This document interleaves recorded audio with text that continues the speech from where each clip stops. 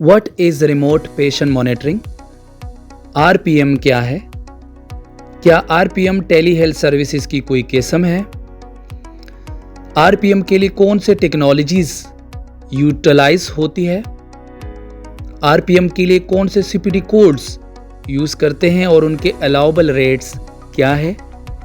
RPM से patient और doctor को क्या बेनिफिट्स मिल सकते हैं? आरपीएम किन स्पेशलिटीज़ के लिए यूज़ होता है? इन तमाम कंसेप्ट को जानने के लिए हमारे पूरे लेक्चर को ज़रूर वॉच कीजिएगा ताकि आपको इस कंसेप्ट का समझ आ सके और साथ साथ इनमें जो मज़ीद हमने एडिशनल चीज़ें ऐड की है ताकि आप बेहतर तौर पर आरपीएम सर्विसेज के बारे में आगाही हासिल कर सकें। और अगर आपके माइंड में कोई भी टॉपिक है जिसके ऊपर आप चाहते हैं कि उस पर प्रेजेंटेशन बनानी चाहिए तो ज़रूर हम उन पर प्रेजेंटेशन बनाएंगे और आप लोगों के कंसेप्ट को क्लियर करेंगे। चलिए जी डिफिनीशन की तरफ जाते हैं। RPM is a subcategory of home care telehealth that allows patient to use mobile medical devices and technology to gather patient generated health data and send it to healthcare professionals। दूसरी definition हमने दूसरे resource से हासिल की आप लोगों को समझाने के लिए, वो ये है कि RPM is the use of digital technology to monitor and capture medical and other health data from patients and electronically transmit this information to healthcare providers for assessment and when necessary recommendations and instructions। तो नाज़रीन, इनको अगर हम summarise करें तो ये एक tele health service की सब कैटेगरी है जिसमें टेक्नोलॉजी, डिजिटल टेक्नोलॉजी का इस्तेमाल होता है, जिसमें पेशेंट के मेडिकल और अदर हेल्थ डेटा को मॉनिटर किया जाता है, उनको कलेक्ट किया जाता है और उसको इलेक्ट्रॉनिकली ट्रांसमिट किया जाता है प्रोवाइडर को, ताकि प्रोवाइडर उसकी असेसमेंट कर सके और उनको जब ज़रूरत पड़े तो उनके लिए नेसेसरी रिकमेंडेशन हो और उनके लिए इंस्ट्रक्शंस दी जाए पेशेंट की कि आपको ये तरीक़ेकार से अपनी सेहत का ख्याल रखना है, आपने इन टेक्नोलॉजीज़ का इस्तेमाल कैसे करना है और उससे आप अपने सेहत की कैसे पैमाइश कर सकते हैं, रीडिंग कर सकते हैं। और जब आपके रीडिंग सामने नज़र आए तो उसके मुताबिक डॉक्टर क्या गाइडलाइंस प्रोवाइड करते हैं पेशेंट को उनके इंस्ट्रक्शंस के मुताबिक फिर अमल पैरा होना चाहिए। और उसके साथ साथ पेशेंट की तमाम जो डिज़ीज़ की रिक्वायरमेंट है उसके मुताबिक डॉक्टर उनको इंस्ट्रक्ट करते हैं और पेशेंट जो है अपनी सेहत का ख्याल रखते हैं। इनके सीपीटी कोड्स कौन कौन से यूज़ होते हैं नाजरीन? सबसे पहले सीपीटी कोड है 99453। ये जो है वो remote monitoring of physiological parameters, weight, blood pressure, pulse, oximetry, respiratory flow rate, initial setup and patient education on use of equipment, ठीक है। और उसके लिए Medicare pays $21 for initial setup of an RPM device and patient education. नाजरीन, definitions यहाँ पे दी गई है कि ये जो है वो remote monitoring of physiological parameters है, जिसमें हम वेट जो है वो मैयर कर सकते हैं, ब्लड प्रेशर मैयर कर सकते हैं, पल्स ऑक्सीमेट्री हम मैयर कर सकते हैं, रिस्पायरेटरी फ्लो रेट भी मैयर कर सकते हैं।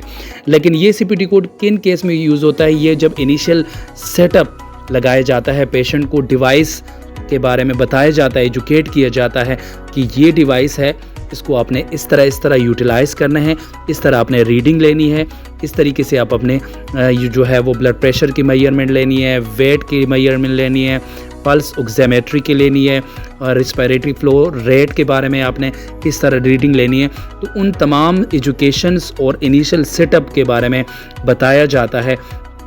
उसकी जो रिकॉर्डिंग्स हैं, उनकी जो मेजरमेंट है, उनके लिए 99453 यूज़ होता है। और मेडिकेयर इस सीपीटी कोड के लिए $21 जो है वो रीएम्बर्स करती है, डॉक्टर को इशू करती है अगर ये सीपीटी कोड बिल किया जाए तो।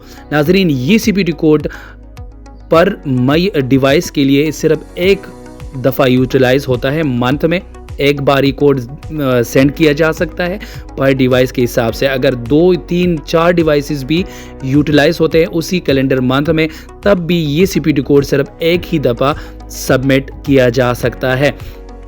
अच्छा, 99454 devices supply with daily recordings or program alerts transmission each 30 days.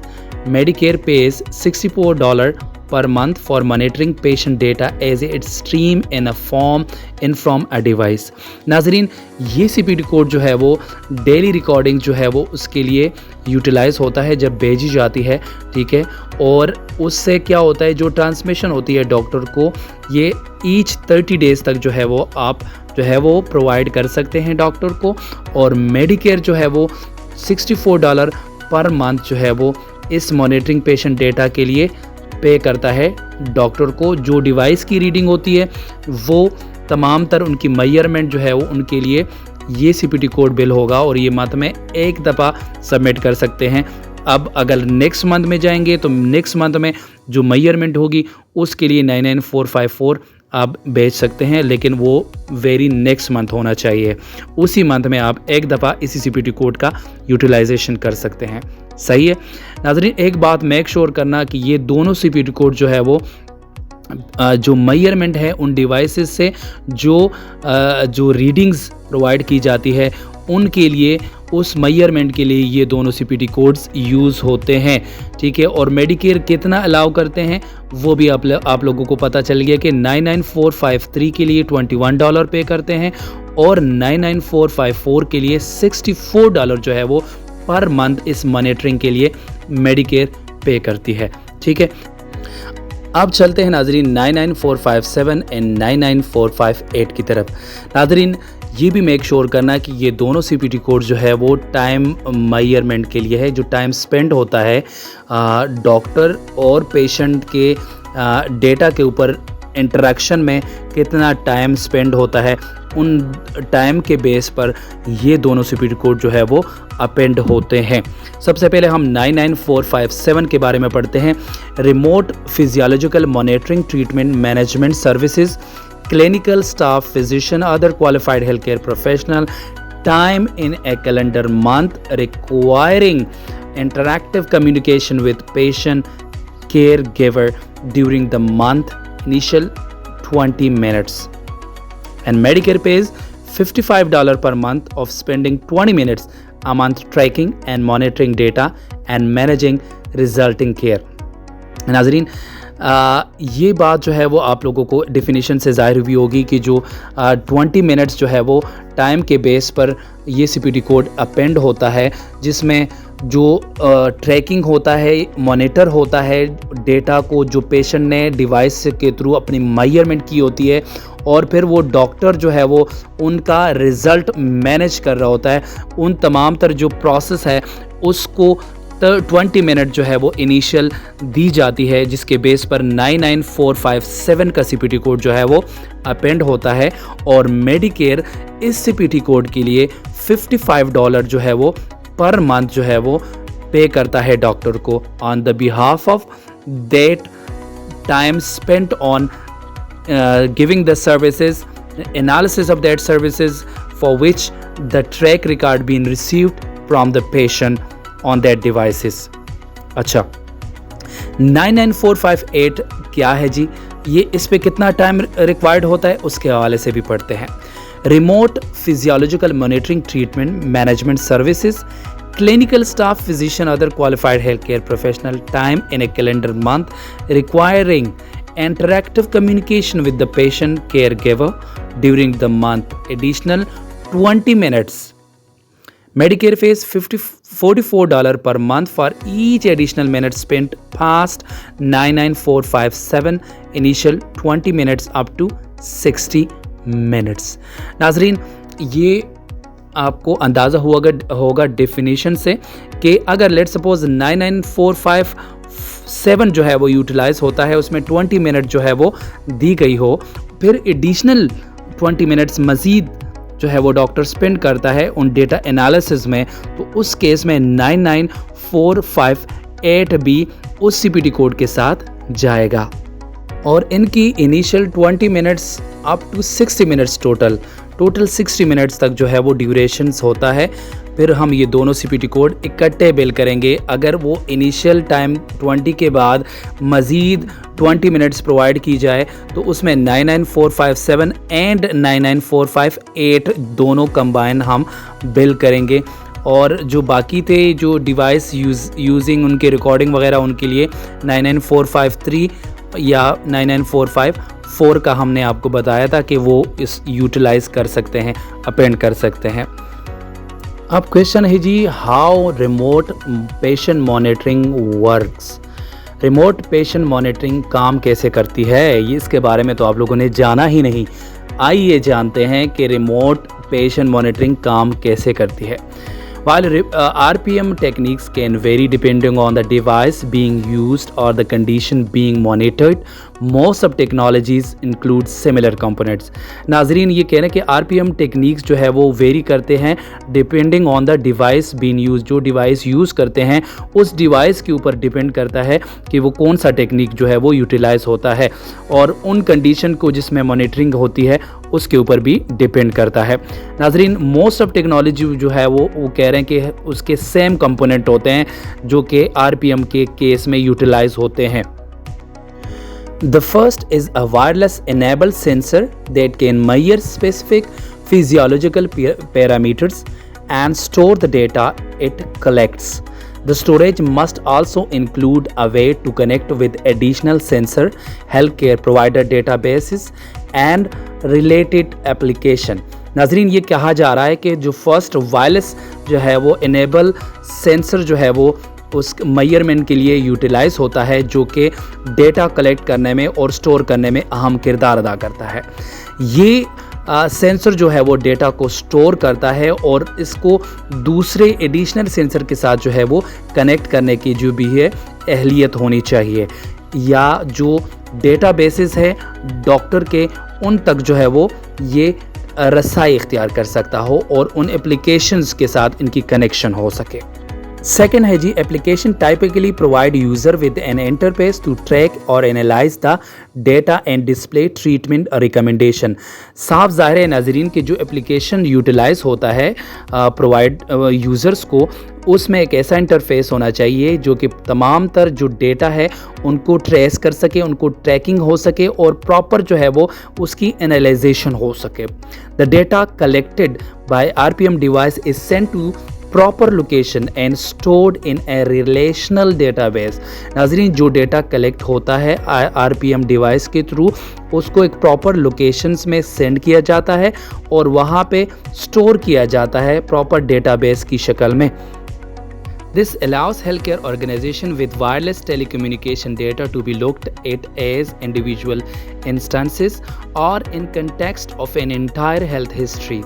Often the device can alert patients when a healthcare provider has looked over the data or detect an issue that requires the patient to come in। नाजरीन इस तमाम paragraph का मुख्तसरन summary में आपको बताऊंगा कि ये है कि ये हेल्थ केयर ऑर्गेनाइजेशंस को अलाउ करता है कि जो जितना भी डेटा या जो पेशेंट की हिस्ट्री है वो मौसूल होती है हेल्थ केयर ऑर्गेनाइजेशन को, उनकी प्रॉपर एनालिसिस होती है और इससे पेशेंट को जब कोई इशू होता है तो उसके बारे में एक अलर्ट भी देता है कि आपको ये इशू लागू होता है।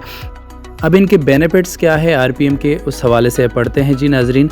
Increase patient engagement. RPM device allow patient to play a crucial role in managing and understanding their own health care condition. Patient को खुद ही अपने हेल्थ केयर कंडीशंस को मैनेज करने में आसानी होती है और उसको अवेयरनेस भी मिलती है। Improve quality of care. RPM gives patients and health care provider access to more relevant patient data, thus improving overall quality and value based care। दोनों पेशेंट और डॉक्टर दोनों को अपने डेटा उस डिवाइसेस से जो है वो मॉनिटर करने में आसानी होती है। Better access to health care. Since RPM allows patient to complete basic health testing on their own, healthcare professional are allowed to treat more patient। इसके अलावा जो डॉक्टर जो है वो ज़्यादा पेशेंट्स को एक्सेस कर सकते हैं, ज़्यादा पेशेंट तक रसाई इख्तियार कर सकते हैं, ठीक है। Higher level of education and support, RPM gives patient information and feedback about their personal condition daily, educating them and providing support. RPM के थ्रू पेशेंट्स की इंफॉर्मेशन और उसकी फीडबैक लेने में आसानी होती है, पेशेंट की एजुकेशन और उनका सपोर्ट हासिल करने में भी आसानी होती है, और डॉक्टर जो है वो पेशेंट के साथ उनके अच्छे रिलेशनशिप जो है वो भी क्रिएट हो जाते हैं। Patient in assurance, constant monitoring can gives patient a peace of mind that any potential issues will be identified in a timely manner। Constant monitor जो है वो रेगुलर उसकी मॉनिटरिंग होगी उसकी पेशेंट की सेहत के हवाले से, और उससे जो है वो उनकी डिज़ीज़ के हवाले से टाइमली मैनर पर जो है वो आइडेंटिफिकेशन हो जाती है, उसकी पहचान हो जाती है, उसका पता चल जाता है। तो ये भी एक उनका अहम जो है वो बेनिफिट है। Reduce the number of hospitalisation, patient जो है वो हॉस्पिटलाइजेशन की तरफ जो है वो कम जाता है, उनके जो हॉस्पिटल के चक्कर कम काटने पड़ते हैं। रिड्यूसिंग रीडमिशन जो है वो उस हवाले से भी कम पड़ जाता है। Reducing hospital lengths of stay, और वहाँ पे ज़्यादा स्टे करना ही नहीं पड़ता क्योंकि वो घर से ही सर्विसेज ले रहे होते हैं। अच्छा, अब हम ये देखते हैं कि कौन सी स्पेशलिटीज़ जो है वो रिमोट मॉनिटरिंग सर्विसेज जो है वो प्रोवाइड करती है, जिसमें कार्डियोलॉजी है, पल्मोनोलॉजी है, एंडोक्रोनोलॉजिस्ट है जी, वो भी प्रोवाइड करते हैं। गैस्ट्रोएंट्रोलॉजी जो है वो भी प्रोवाइड करते हैं ये, और बेरियाट्रिक जो है वो स्पेशलिटी ये भी आरपीएम की जो सर्विसेज है वो ऑफ़र करती है।